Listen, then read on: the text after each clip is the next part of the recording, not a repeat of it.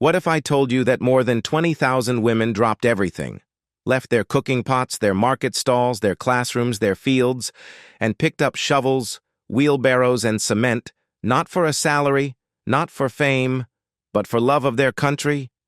This is not a tale from a movie. This is not fiction. This is the living, breathing revolution happening right now in Burkina Faso. In the heart of West Africa, where the soil is red, the air is dry, and the spirits of ancestors whisper in every breeze, a different kind of uprising is underway. Not one fueled by guns or grenades, but by bare hands, fierce hearts, and a burning desire to rise. Women, mothers, widows, students, grandmothers, traders have become the builders of a new destiny. They are laying bricks not just for homes, but for hope. They are mixing cement not for money, but for meaning. They are leveling roads not for political points, but for the promise of a better tomorrow for their children. For far too long, Burkina Faso has been labeled one of the poorest nations on earth. A place to pity, a place to exploit, a place to forget. But something has changed. Under the leadership of a young, fearless captain, Ibrahim Traoré, the people have been called not to wait, not to beg, but to build. And when that call rang out across the savannas and hills, it was not just the men who answered, it was the women. Women who said, "We don't need to carry rifles to fight, we carry bricks." Women who declared, "We are not victims of history, we are the authors of our future." They showed up, in droves, 20,000 strong, voluntarily, without pay.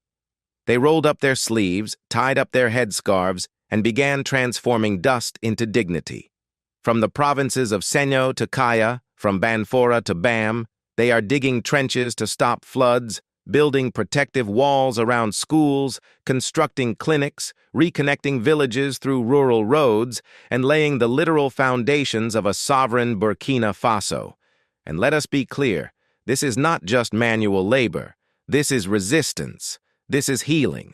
This is how a people fight back after years of being looted, neglected, and misrepresented. Every wheelbarrow of gravel is a slap in the face to foreign dependency. Every cemented ditch is a shield against disease and despair.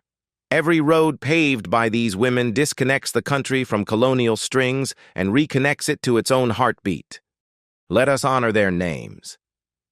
Mariam Kabore, carrying cement on her head in the Senyo sun, says, "I don't need to be paid.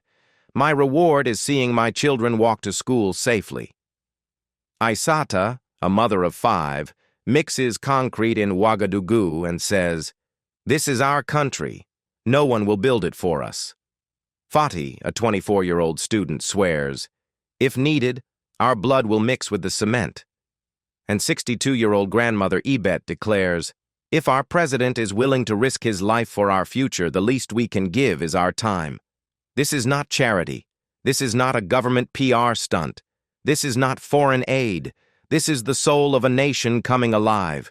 In a world where a kilometer of road costs millions, where contracts are siphoned by corruption and buried in bureaucracy, Burkina Faso is building roads for a fraction of the price, because what is not spent on wages is invested in materials, tools, and faith. This revolution is rewriting the rules. It's proving that when the people put their hands to work, the bill shrinks and the nation grows. What would cost billions in foreign assistance is being done with pride and patriotism. And this is where it gets even more powerful. Every single kilometer of road these women build is not just physical progress, it's psychological liberation. They are burying dependency beneath layers of gravel and stone. They are showing the world that Africa does not need to beg to rise. Africa only needs to believe. If you listen carefully, you can hear the echo of Thomas Sankara, the revolutionary captain from the 1980s whose spirit still haunts these lands. He once said, "A true revolution only happens when women rise alongside men." He dreamed of a self-sufficient Burkina Faso. He planted trees, vaccinated millions, banned government excess, and dared to say, "We will build our future with our own hands." They silenced him with bullets, but they could not kill the seed he planted. That seed is blooming again in the hands of 20,000 women who may never have heard Sankara speak, but embody his dream in every brick they lay.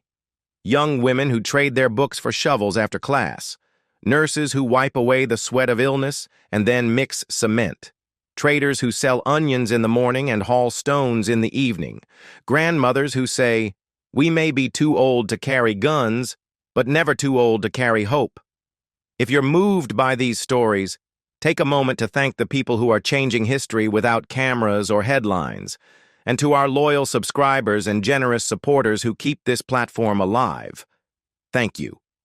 Your super thanks, your shares, your comments, these are not just numbers on a screen.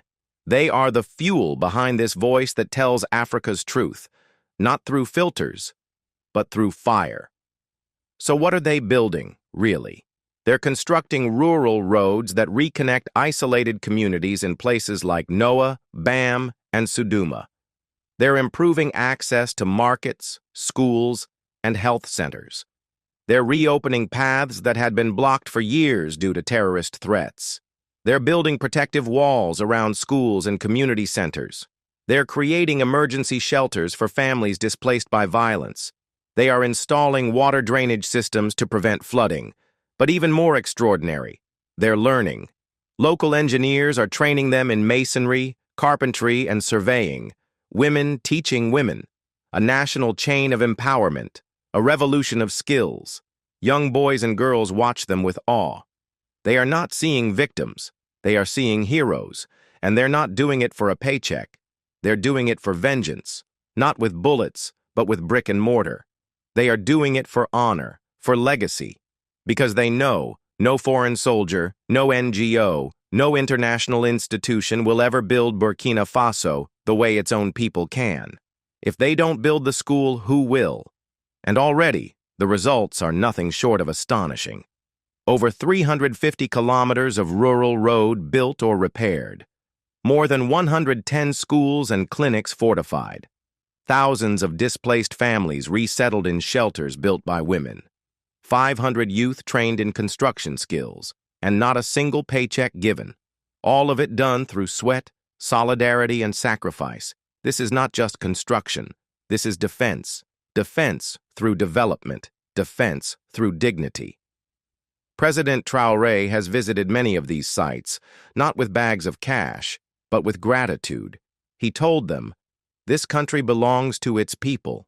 Today, our mothers, sisters, and daughters remind us that our strength is not in what we receive, but in what we give. And now, the government is supporting them, not with promises, but with tools, with safety gear, with land certificates, with business licenses.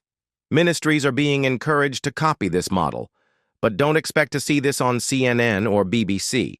It doesn't fit their script of Africa in crisis. They want to show starving children and corrupt politicians, not empowered women and grassroots revolutions. But in Burkina Faso, they don't wait for the media to tell their story. They become the story. Some people say, if the revolution isn't televised, it doesn't exist. But these women don't need cameras to change the world.